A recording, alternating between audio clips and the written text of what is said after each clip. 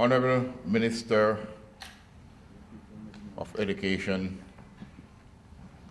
and Your Holiness, the Honorable Minister of Labor and Social Security, Colonel Charles,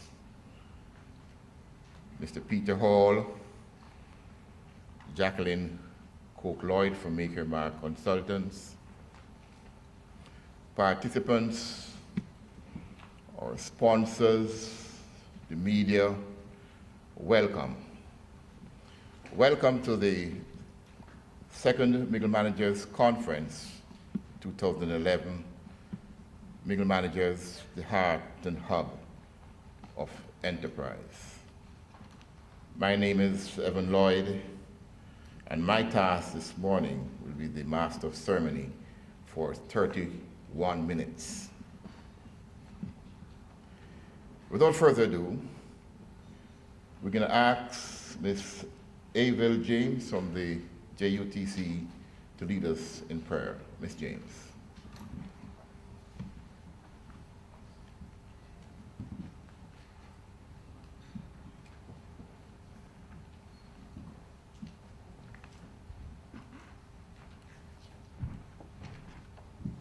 Good morning. Will you bow your heads for prayer? Thank you. Dear Father in heaven, we give you thanks and praise for this beautiful morning. Thank you for having us here in this fashion. Give us a receptive mind and help us to put whatever we have learned into practice. Grant us peace today, we ask in Jesus' name. Amen.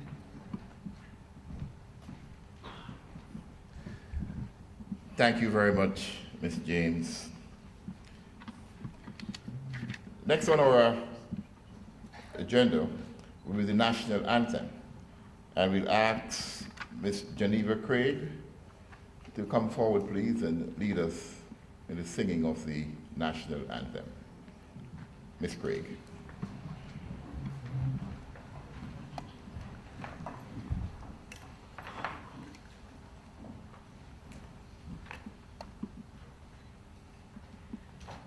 Eternal Father, bless our land. Guard us with thy mighty hand. Keep us free from evil powers.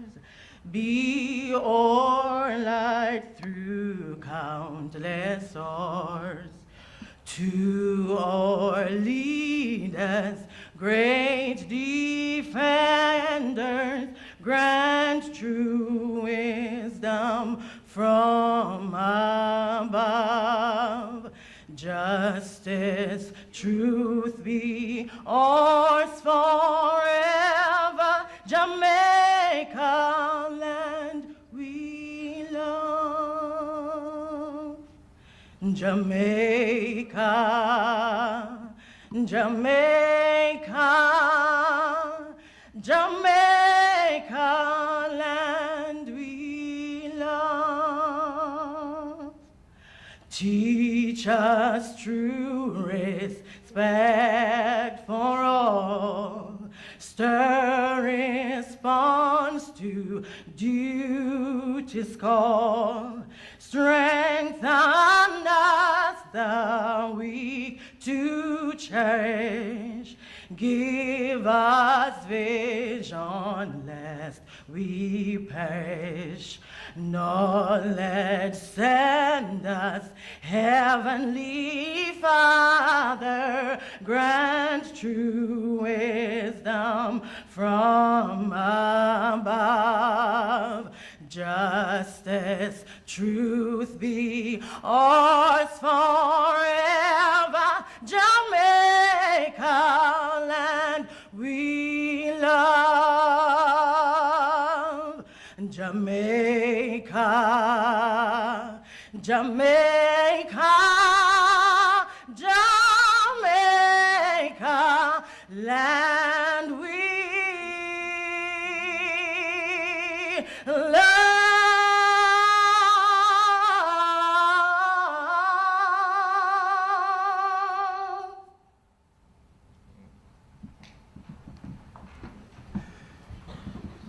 Thank you, Miss Craig. Wasn't that beautiful?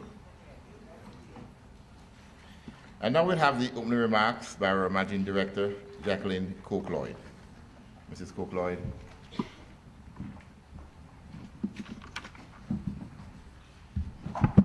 Morning, ladies and gentlemen. Good morning, ladies and gentlemen. It's Wednesday morning. Good to be alive. Let's celebrate. It's good to be here. We all made it here, and we left our families, I'm sure, in fairly good health. Thank you, Mr. Chairman. By the way, the gentleman happens to be my husband, in case you didn't make the connection. Minister Andrew Holness, Minister Pernell Charles, Mr. Peter Hall. You will see more of Mr. Hall later. He is one of our presenters. I think he's our first presenter. Ladies and gentlemen, good morning. Make Your Mark Consultants is driven by a purpose. If you look at our tagline, is it up there? Yes. Your purpose or passion. What it means is that the purpose of the organization and the individual purpose is what we strive to help you to achieve. So that we spend a lot of time on. So you're here because your organization needs help. You're here because you also need some assistance. And we want to help you, we want to learn from you, and we want to share it throughout Jamaica. It's a great deal of pleasure to welcome you to the Make Your Mark Consultants second Middle Managers Conference. Last year was, we thought, a success, looking at the evaluations which came out, and we trust that this year will be even better, and we're looking forward to you helping us do that. A lot of work has gone into making this conference what it is, and too often we come and we sit. For those of us who are not involved in planning, we don't understand the amount of work that goes into taking it to this stage. And I'd just like to pause to even thank my staff who were here until midnight, working with the hotel and getting things organized, and to be back here by 6 o'clock this morning.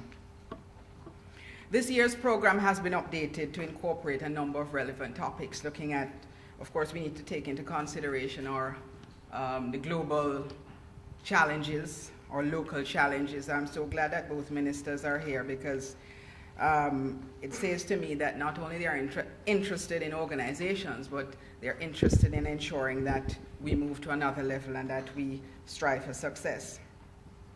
We have added topics of interest from last year's participants' suggestions, because we do take that into consideration. Whatever you fill out in your evaluation form, that is what we try and help and bring back the following year. And as I said earlier, we do have the two ministers with us who will spend some time bringing greetings. Minister Charles will bring greetings, and Minister Holness will do the opening. He'll be our guest speaker. We have welcomed back 2 or 3 of our presenters from 2010, and that is at the request of participants from last year, because they did so well. Mr. Hall is at our head table. Mr. Dr. Henley Morgan and Mr. Robert Winter will return this year for our conference, and we thank them very much. We're truly blessed that we do have such a diverse group of persons, not only in Jamaica, but from the region. Mr. Hall and Dr. Morgan operate and work within the region. We also welcome Mr. Tony. He's a Japanese productivity specialist. He's straight out of Japan. And so we trust that you will take time with him with his English as well. But the gentleman is a specialist in productivity, and he's coming to help us with the conference. So I'm just saying to you that he's a gentleman that we can learn a lot from. And Minister Charles, he comes from your ministry. Thank you very much, sir. The conference, of course, will provide unparalleled learning opportunity for those seeking to unlearn, relearn, and learn. People always say, why did I say that? But the reality is that sometimes we need to unlearn what we have over the years. We need to relearn and then learn. And it happens to all of us at different stages of our lives. We're also looking at challenging the conventional thinking, and we're looking at new ideas. That's why so many of you are coming from across the island, and you're coming from different organizations, public sector, private sector, executive agencies. And that's good for learning, it's good for sharing. Ladies and gentlemen, we're indebted to our sponsors. Intelligent Multimedia Limited, which is our major sponsor. RGR Communications Group, the Jamaica Observer, the Sunday Herald, Jamaica Public Service, the National Commercial Bank, RBTT and RBC, Lime, Monographic Printers, Digicel, Visual Tech, Nevist, and SignArt and Docutech. And for those of those organizations that have been so generous in giving us a number of gifts that you will receive throughout the conference. Ladies and gentlemen, I'm looking forward to an exciting conference. We encourage you to give us feedback as you go along. If there are any concerns, we do have a secretariat outside, which is run by Jenna Gregory, and we have a number of staff on hand that you will see. So if there are any difficulties, anything you'd like that you're not seeing, within reason, of course, please let us know. Thank you all again for coming from across the island. Some of you have come in early from last night. You'll be away from your families. Please enjoy the experience. And a final thank you to the organizations that have sent you here, and for those of you who have chosen to come, because you didn't have to come. You have a choice in life. You all have choices. So thank you and your organizations. Do have a good morning.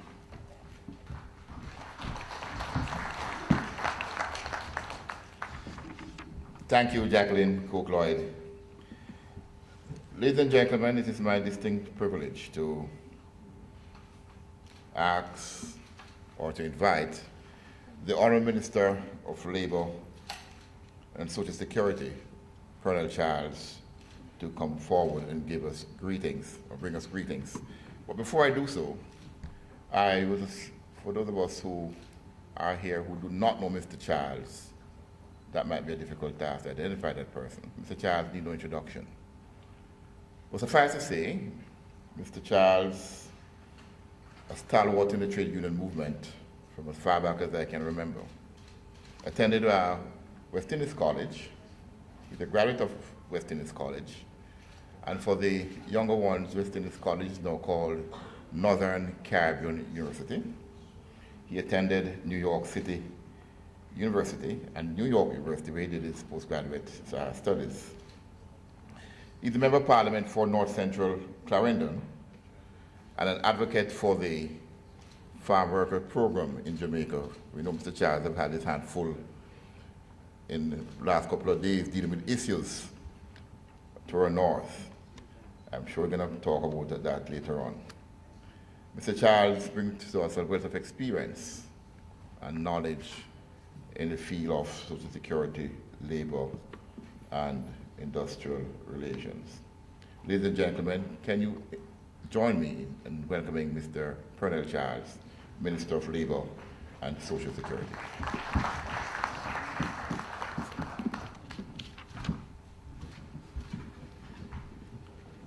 Thank you very much, Mr. Chairman, and Honorable Minister, and other distinguished ladies and gentlemen on the platform and in the audience.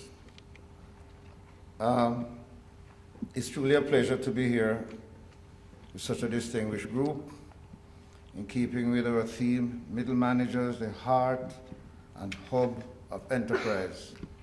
This allows me to suggest that middle managers are catalysts of change in organization. They are arguably the cornerstone of managing and sustaining change. And I believe that this level of management is rooted in ownership and accountability for ongoing change in any organization. With this assumption, I also wish to posit that middle managers are much closer to action on the floor than any of us in the senior management section. And so they have a much better sense of change and strategies and challenges that will work.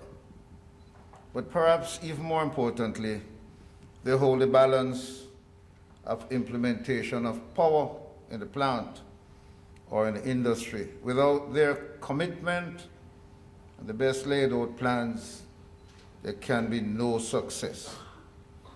Development is not an obscure concept. It's about investment in people, training, new equipment, embracing technology, all designed to move the country and the economy forward. I want you to remember a line. You are involved in development. development is not an event, it's a process. The government is seeking to transform the society into a hub for business by enhancing the business environment, promoting investment, and of course, seeking market access and strategic alliances. Our middle managers would therefore need to play a pivotal role in any transformational process. All innovation involves the application of new ideas or the reapplication of old ideas in new ways. So we call for training of our middle managers as they perform their duties, sometimes in very challenging situations. Mr. Chairman, permit me to recall the great Carlton Alexander. I remember the big push for retooling industry. And as far as I am concerned, from I've been around actively in the movement, we have been retooling industry. And as the Minister of Labor, I'm able to tell you that the retooling has not increased productivity. And I know why. I shared with my colleagues the other day that we've been retooling the plant, bringing in new plants, but we have not retooled the workers. We have not retooled management.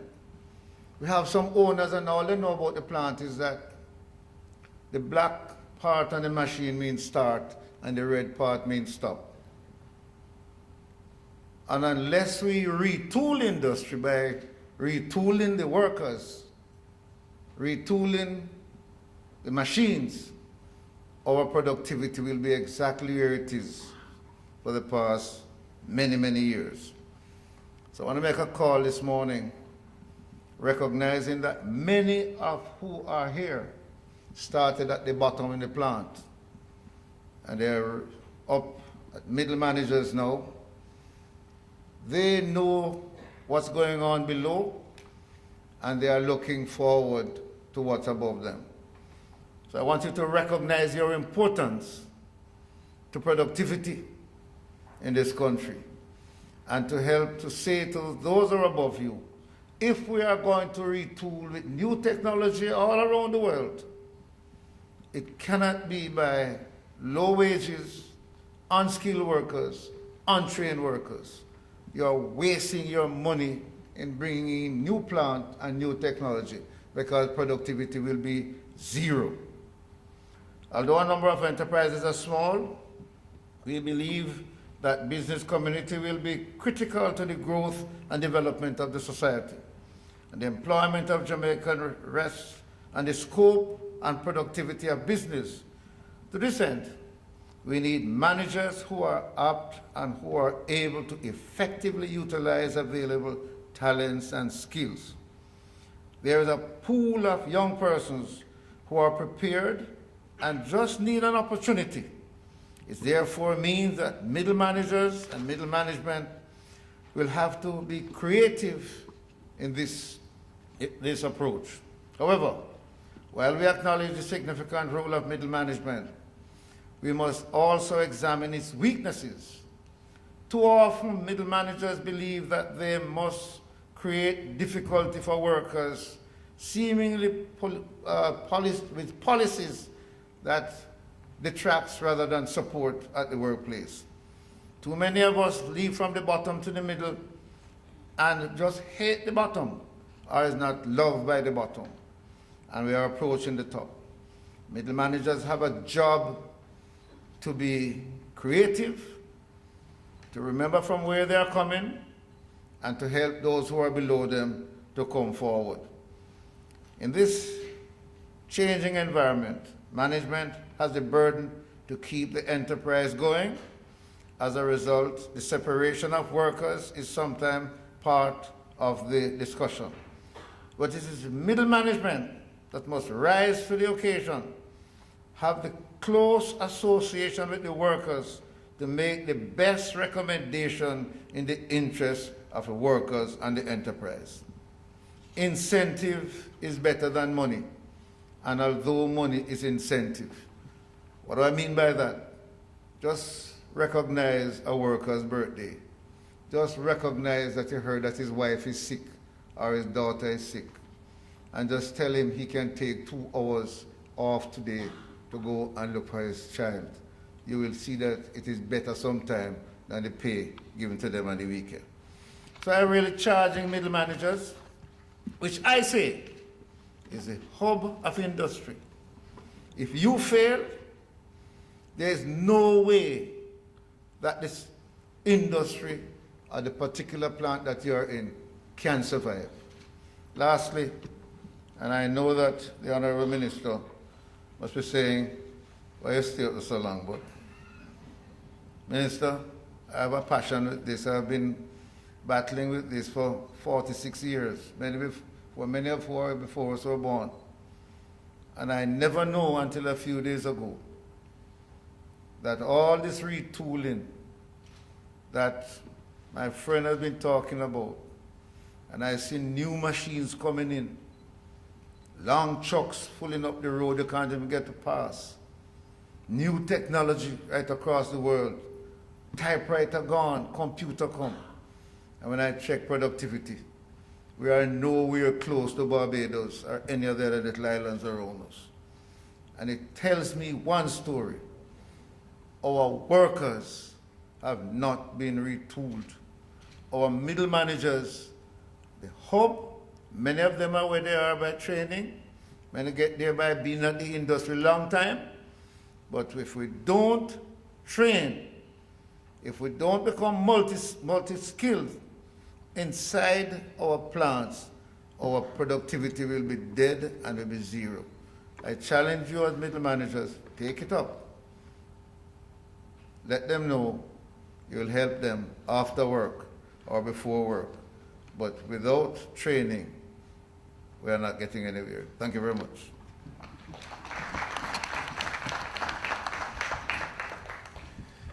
Thank you very much, Minister Charles.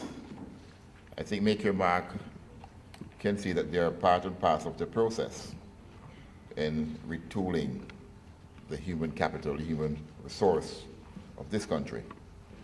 Thank you very much, Minister. And now it gives me a great pleasure in introducing our guest speaker, a gentleman who has assumed responsibilities as the Minister of Education in September 2007. Prior to his appointment as minister, he was the opposition spokesperson on education.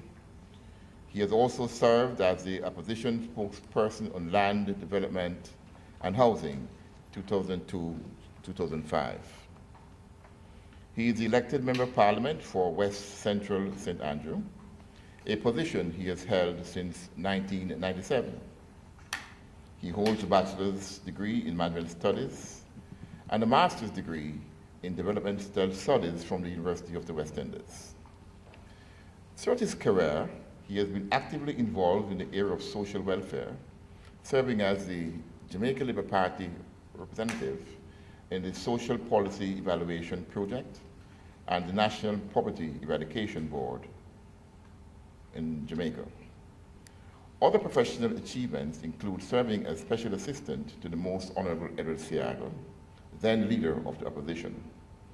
He has been the General Manager of Premium Finance Limited and the Executive Director of Voluntary Organization for the Uplifting of Children, Vouch. He had a brief career as an educator. Yes, he's a teacher at the St. Catherine High School. Married with 2 sons, he's a devoted family man. He's an avid reader and particularly enjoys Jamaican literature, which he believes should be more popular.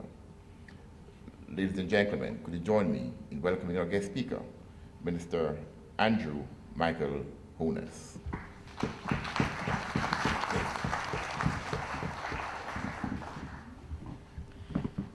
Thank you very much for that,